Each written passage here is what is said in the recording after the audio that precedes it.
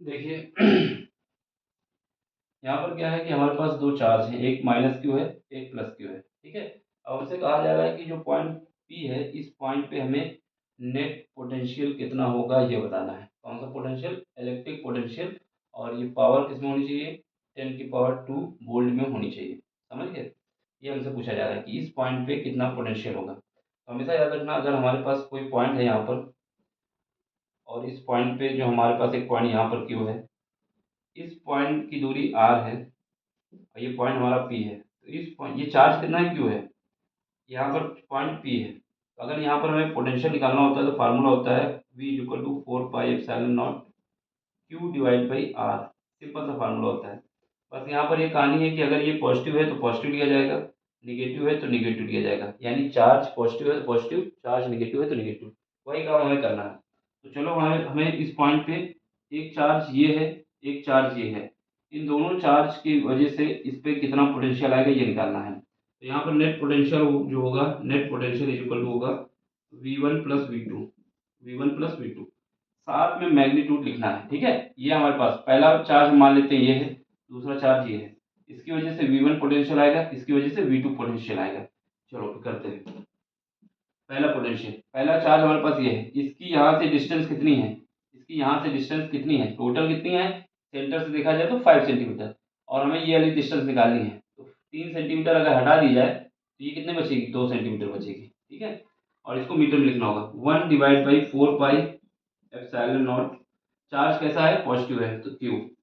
Distance कितनी है? 2 centimetre. 2 centimetre, इसको मीटर में बदलना है तो 2 × 10⁻² मीटर, एक ही आया। अब यहाँ पर ये वाला चार्ज, इस चार्ज की डिस्टेंस यहाँ से कितनी है? इस चार्ज की डिस्टेंस यहाँ से देखा जाए तो ये कितना है? 5 सेंटीमीटर है। और 3 सेंटीमीटर अगर ऐड कर दो तो कितना आ जाएगा? 8 सेंटीमीटर आ जाएगा। तो कितना आ जाएगा? 8 सेंटीमीटर। चलो, लेकिन चार्ज कैसा है? निगेटिव है, तो -1/4 पाई एप्सिलॉन नॉट। ये चार्ज निगेटिव है, इस वजह से हमने पहले माइनस लगाया है आगे। अब पॉजिटिव लिख देते हैं यहाँ पर क्यू। ये डिस्टेंस कितनी है? 8। 8 का सेंटीमीटर बनाओ, मीटर में इतना आ जाएगा, 8 × 10⁻² सेंटीमीटर। अब कुछ नहीं करना है, पेपर में दिया गया है कि 1/4 पाई एप्सिलॉन नॉट की जगह हम के लिख सकते हैं। यहाँ पर क्या कर सकते हो? 1/4 पाई एप्सिलॉन नॉट को कॉमन लेके दोनों तरफ हम के लिख सकते हैं, और चार्ज भी कॉमन आ जाएगा। तो क्यू इंटू के कॉमन आया। कैसे आया? क्योंकि इसकी जगह पे हमने क्या लिखा? के लिखा है। चार्ज यहाँ पर भी है, यहाँ पर भी है। और इसके अलावा क्या है? 10⁻², ठीक है। ऊपर से हम क्या कर सकते हैं, यहाँ पर 10⁻² को ऊपर पहुँचा देंगे।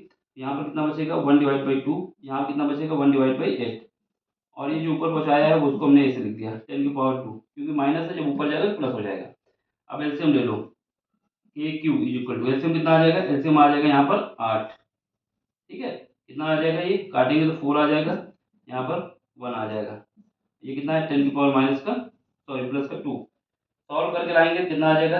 3/8 के क्यू और 10⁻², क्योंकि इसने बोला है जो हमें आंसर देना है वो 10⁻² को मानते हुए देना है, यानी ऑप्शन में ये इंक्लूड करना होगा, जितने भी ऑप्शन है उसमें ये लगाना ही है। तो हमारे पास आंसर ये होना चाहिए, क्योंकि ये दोनों में कॉमन है, दोनों पार्ट में। तो ऑप्शन देखो, पहला ऑप्शन नहीं हो सकता, दूसरा भी नहीं हो सकता, तीसरा भी नहीं हो सकता, चौथा ऑप्शन हो जाएगा। ठीक, सिंपल सा क्वेश्चन है।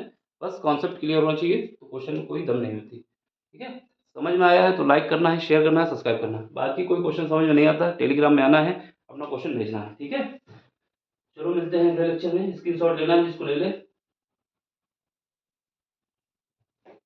Bye, take care, thank you for watching.